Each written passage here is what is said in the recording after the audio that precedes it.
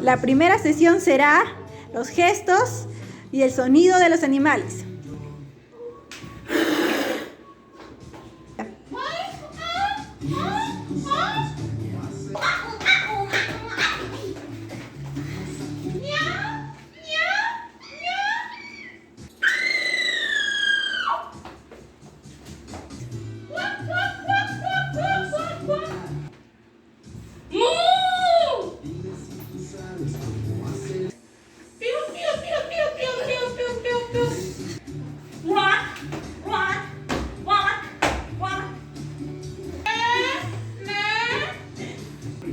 La segunda sesión se trata adivinando los gestos de los animales.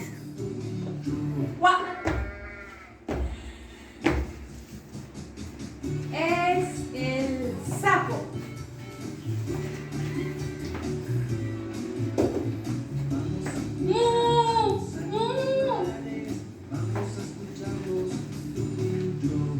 Es la vaca.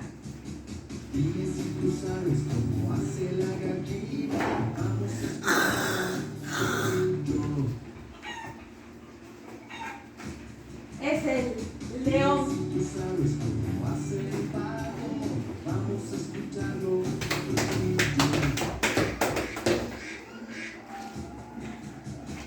Es el mono.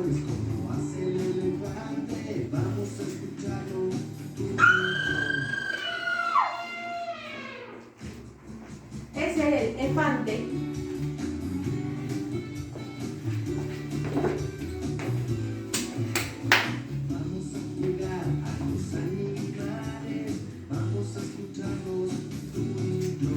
La oveja.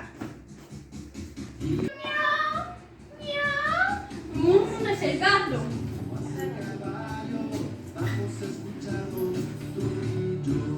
Ay, ay, ay. Chancho, es el chancho.